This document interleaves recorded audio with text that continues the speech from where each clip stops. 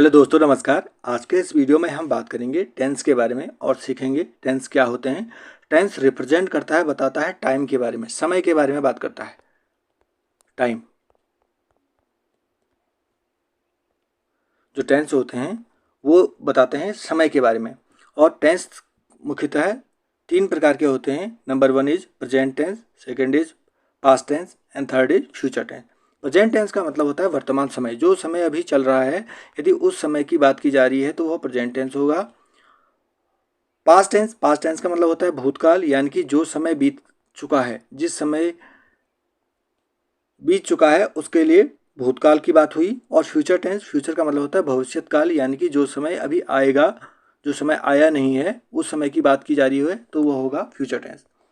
तो प्रत्येक टेंस के अपने चार चार रूप होते हैं। प्रेजेंट टेंस के भी अपने चार रूप होते हैं, पास्ट टेंस के भी अपने चार रूप होते हैं और फ्यूचर टेंस के भी अपने क्या होते हैं, चार रूप होते हैं। यदि आप टेंस को अच्छी तरह से सीखना चाहते हैं तो आप इस वीडियो को शुरू से लेकर अंत तक देखिए। और इसमें मैंने आपको बताया है कि किस प्रकार से अफर्मेटिव सेंटेंस क्या होते हैं, नेगेटिव सेंटेंस क्या होते हैं, इंटरोगेटिव सेंटेंस क्या होते हैं, इंटरोगेटिव नेगेटिव सेंटेंस क्या होते हैं। और प्रत्येक सेंटेंस के मैं आपको स्ट्रक्चर भी बताऊंगा कि उसका सेंटेंस स्ट्रक्चर क्या होता है।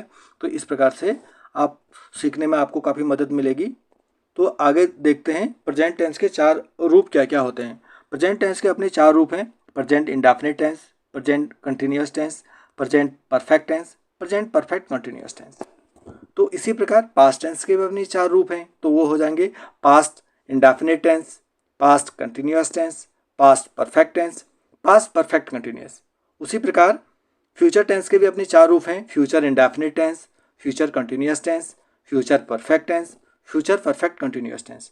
तो आपने देखा कि अगर आप इन चारों को याद कर लें और बाद में प्रेजेंट टेंस के आगे प्रेजेंट प्रेजेंट प्रेजेंट लगाते जाइए, पास्ट टेंस के पीछे पास्ट पास्ट पास्ट पास्ट लगाते जाइए, फ्यूचर टेंस के आगे फ्यूचर फ्यूचर फ्यूचर लगाते जाओगे तो ये चार चार रूप सबके हो जाएंगे। तो आगे हम देखते हैं कि इसका प्रेजेंट इंडेफिनिट टेंस के वाक्य की पहचान क्या होती है। हम कैसे पहचानेंगे कि यह टेंस प्रेजेंट इंडेफिनिट टेंस है।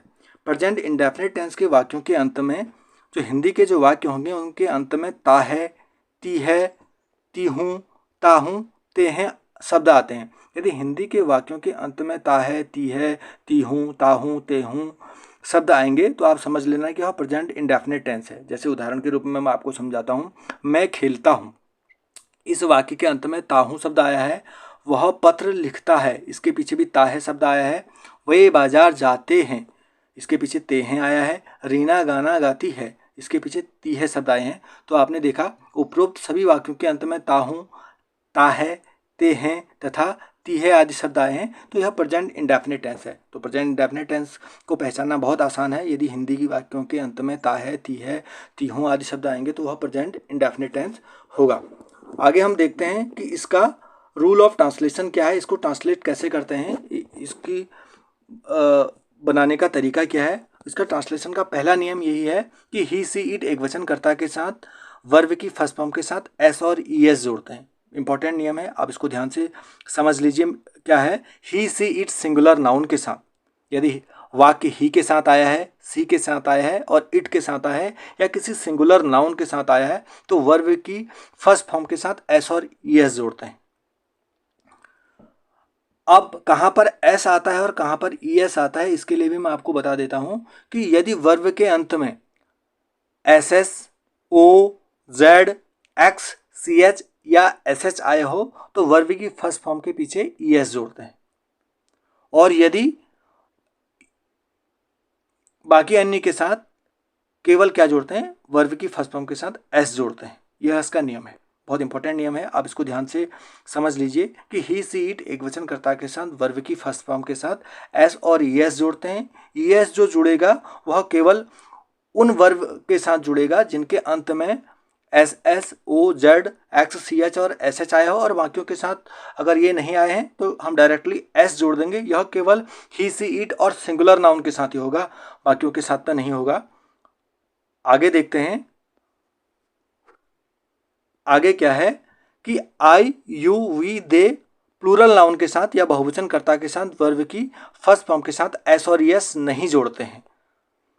यदि वाक्य आई के साथ आया है, यू के साथ आया है, वी के साथ आया है, या दे के साथ आया है, या किसी प्लूरल नाउन के साथ आया है, तो वर्ब की फर्स्ट फॉर्म के साथ एस और एस नहीं जोड़ेंगे, केवल वर्ब की फर्स्ट फॉर्म का इस्तेमाल करेंगे। जैसे एग्जांपल देखते हैं इसमें, मैं खेलता हूं, ये हो गया I play.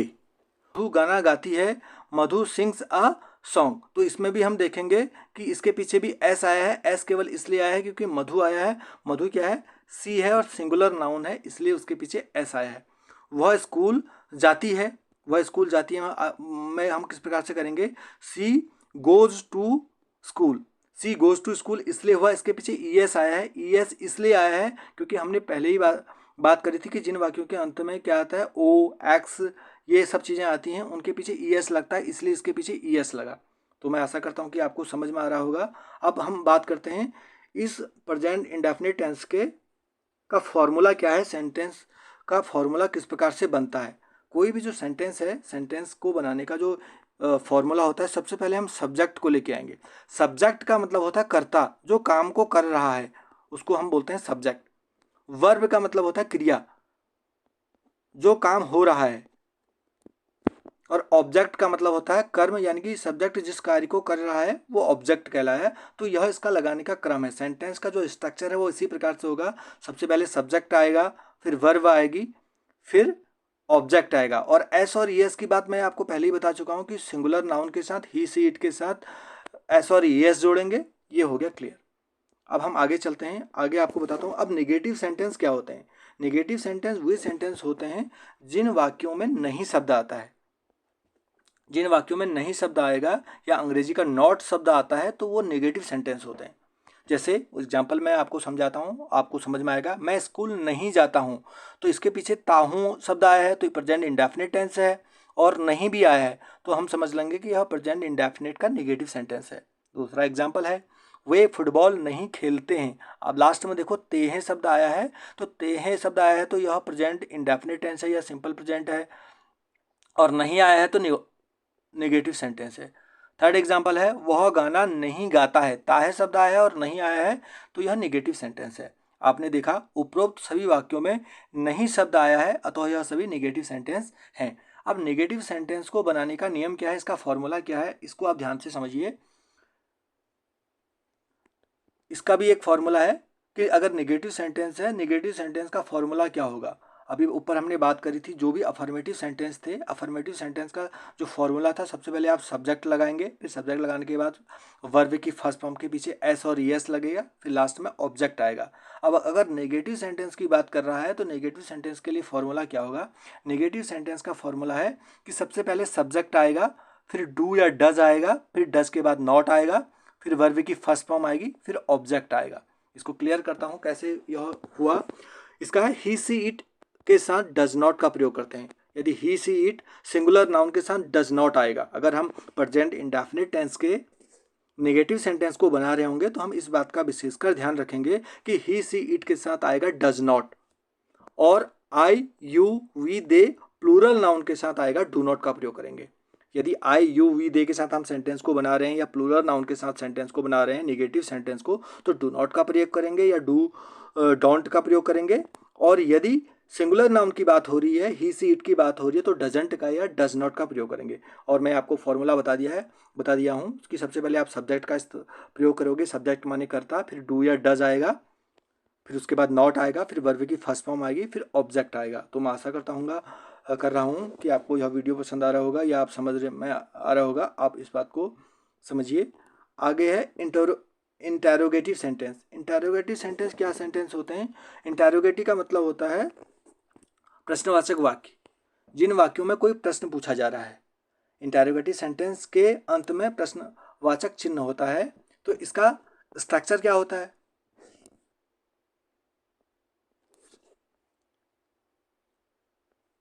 Structure of interrogative sentences, सबसे पहले हम बात करेंगे इसमें डू और डज। डू आएगा प्लूरल नाउन के साथ आई, यू, वी, दे के साथ, और डज आएगा singular noun he, she, it के साथ आएगा।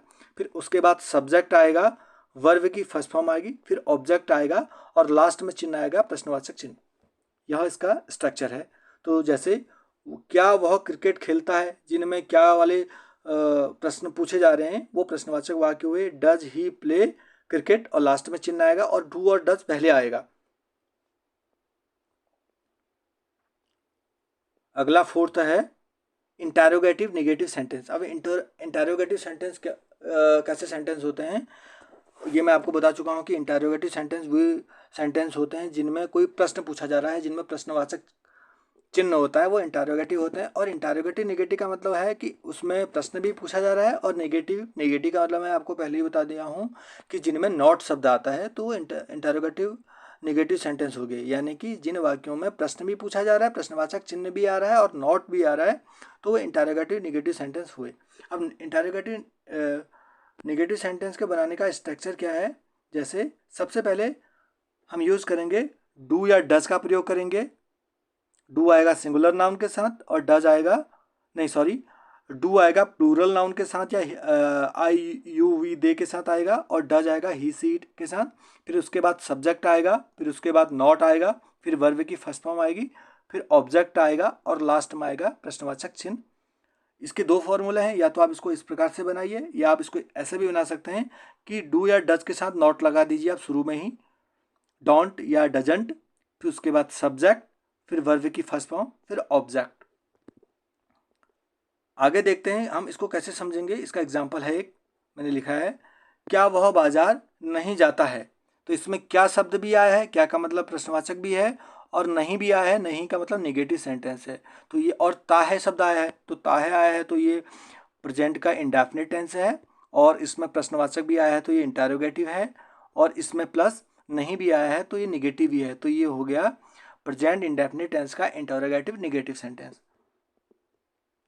अब आगे आपको बताता हूँ कि अफर्मेटिव सेंटेंस का स्ट्रक्चर क्या होता है, नेगेटिव सेंटेंस का स्ट्रक्चर क्या होता है, इंटरोगेटिव सेंटेंस का स्ट्रक्चर क्या होता है, और इंटरोगेटिव नेगेटिव सेंटेंस का स्ट्रक्चर क्या होता है। इसमें देखिए जो अफर्मेटिव सेंटेंस होंगे, अफर्मेटिव सेंटेंस का मतलब होता है सकारात्मक वाक्य। जो सकारात्मक वाक्य हैं इसका फॉर्मूला है, मैं ये सब कुछ आपको पहले बता दिया हूँ, आपको केवल समझाने के लिए चीज़ क्या है। सब्जेक्ट आता है, वर्ब की फर्स्ट फॉर्म आती है, उसके पीछे एस और एस लगता है, ऑब्जेक्ट लगता है। नेगेटिव सेंटेंस में सब्जेक्ट आएगा, सब्जेक्ट की डू या डज आएगा, प्लस नॉट आएगा, वर्ब की फर्स्ट फॉर्म आएगी और ऑब्जेक्ट आएगा। इंटरोगेटिव सेंटेंस में डू या डज का प्रयोग करेंगे, सब्जेक्ट आएगा, वर्ब की फर्स्ट फॉर्म आएगी और ऑब्जेक्ट आएगा, लास्ट में प्रश्नवाचक चिन्ह होगा। और इंटरोगेटिव सेंटेंस में इंटरोगेटिव नेगेटिव सेंटेंस में डू या डज आएगा, सब्जेक्ट आएगा, नॉट आएगा, वर्ब की फर्स्ट फॉर्म आएगी और ऑब्जेक्ट आएगा। अब डू या डज के साथ नॉट पहले भी लगा सकते हैं या बाद में भी लगा सकते हैं, दोनों तरीके सही हैं। अब इसके एग्जाम्पल में करते हैं और एग्जाम्पल से और अच्छी तरह से क्लियर हो जाएगा। तो पहला वाला जो एग्जाम्पल है, मैं फुटबॉल खेलता हूँ, इस वाक्य को पहचानेंगे हम। ताहू शब्द आए हैं तो यह प्रेजेंट इंडेफिनिट टेंस है, और इसमें किसी भी प्रकार की कोई नकारात्मकता वाक्य नहीं है, इसमें कोई प्रश्नवाचक चिन्ह नहीं है, इसका मतलब ये अफर्मेटिव सेंटेंस है। दूसरा है मैं फुटबॉल नहीं खेलता हूँ, इसमें नहीं शब्द आया है और ताहू आया है, तो ताहू आया है तो प्रेजेंट इंडेफिनिट टेंस है, और नहीं आया है तो नेगेटिव है, तो ये हो गया प्रेजेंट इंडेफिनिट का नेगेटिव सेंटेंस। तीसरा है कि क्या मैं फुटबॉल खेलता हूँ, तो इसमें देखना लास्ट में ताहू शब्द आया है, यानी कि ताहू आया है, प्रेजेंट इंडेफिनिट है या सिंपल प्रेजेंट है, इसको सिंपल प्रेजेंट भी बोलते हैं। और डू पहले आया है, यानी कि क्या शब्द पहले आया है, तो यह क्या है प्रश्न में प्रश्नवाचक वाक्य है, तो ये हो गया प्रेजेंट इंडेफिनिट का इंटरोगेटिव सेंटेंस। फोर्थ है इंटरोगेटिव नेगेटिव सेंटेंस में क्या मैं फुटबॉल नहीं खेलता हूँ, इसके लास्ट में ताहू शब्द आया है, यानी कि प्रेजेंट इंडेफिनिट टेंस है। और फिर इसमें क्या भी आया है तो यह इंटरोगेटिव ही है, और इसमें नहीं शब्द भी आया है तो ये निगेटिव ही है, तो ये हो गया प्रेजेंट इंडेफिनिट का इंटरोगेटिव नेगेटिव सेंटेंस। अब इसको बनाने का स्ट्रक्चर अब इसको बहुत आसानी से सॉल्व कर लेंगे। मैं फुटबॉल खेलता हूँ, तो इसका सेंटेंस का स्ट्रक्चर यही है। सबसे पहले सब्जेक्ट आएगा, सब्जेक्ट है इसमें मैं के लिए होगा आई,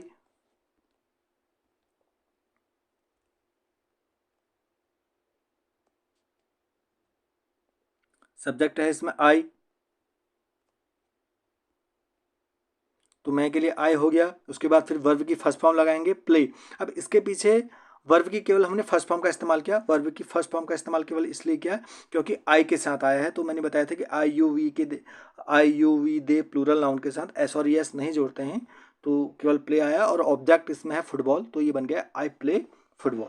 अब इसी का हम नेगेटिव सेंटेंस देखते हैं। ये मैं फुटबॉल नहीं खेलता हूँ, तो सबसे पहले सब्जेक्ट की बात करेंगे तो सब्जेक्ट इसमें है आई आया, आई के साथ डू या डज आएगा तो डू नॉट आ गया, फिर खेलने के लिए प्ले आया और फुटबॉल के लिए फुटबॉल ही शब्द आया, तो ये हो गया I do not play football, या इसको आप इसका आई डोंट प्ले फुटबॉल भी कह सकते हैं, दोनों एक जैसी बात है। थर्ड है क्या मैं फुटबॉल खेलता हूँ, तो इसका स्ट्रक्चर है पहले डू या डज का इस्तेमाल करेंगे, फिर सब्जेक्ट को लेके आएंगे, फिर वर्ब की फर्स्ट फॉर्म लेके आएंगे, फिर ऑब्जेक्ट लेके आएंगे, फिर लास्ट में क्वेश्चन मार्क आएगा। तो ये हो जाएगा क्या मैं फुटबॉल खेलता हूँ, तो इसमें आई आया है मैं के लिए आएगा डू आई प्ले फुटबॉल। और फोर्थ है इंटेरोगेटिव नेगेटिव सेंटेंस, इसमें क्या मैं फुटबॉल नहीं खेलता हूँ, तो do I not play football. ये किस प्रकार से हुआ, सबसे पहले आप डू को लेके आएंगे या डज को लेके आएंगे, तो मैं है तो आई आएगा, आई के लिए डू, आई के साथ डू आएगा, do I not play football. अगला एग्जाम्पल है वे एक पत्र लिखते हैं, तो लास्ट में ते हैं शब्द आए हैं तो प्रेजेंट इंडेफिनिट टेंस है। तो सबसे पहले आप सब्जेक्ट लेके आएंगे, तो दे है इसमें सब्जेक्ट, तो दे वर्ब की फर्स्ट फॉर्म आएगी, राइट लिखने के लिए राइट आया, और इसके साथ में एस और एस नहीं लगेगा क्योंकि प्लूरल नाउन दे है, तो राइट आया अ लेटर। अगला है वे एक पत्र नहीं लिखते हैं, नेगेटिव अगर इसको बनाएंगे, नेगेटिव बनाने में इसमें नहीं शब्द आया है तो नेगेटिव है, तो इसमें आएगा नॉट। और देखते हैं अगर सिंगुलर नाउन होगा तो डज आएगा, यदि प्लूरल नाउन है तो डू आएगा, तो इसमें दे है, दे के साथ आता है डू, तो ये हो जाएगा they do not write a letter. अगर इसी को हम प्रश्नवाचक वाक्य बनाएंगे तो प्रश्नवाचक वाक्य में हो जाएगा ये क्या वे एक पत्र लिखते हैं, तो इसके साथ डू पहले आ जाएगा, do they write a letter, और लास्ट में क्वेश्चन मार्क आया। अब फोर्थ है इंटेरोगेटिव नेगेटिव सेंटेंस, इसमें क्या वे एक पत्र नहीं लिखते हैं, तो इसका हो गया do they not write a letter. तो इस प्रकार मैं आशा करता हूँ कि आपको वीडियो पसंद आया होगा। यदि आपको बाकी अन्य टेंसों के भी सारे नियम जानने हैं और टेंस सीखने हैं तो चैनल को लाइक करें, शेयर करें, सब्सक्राइब करें। धन्यवाद।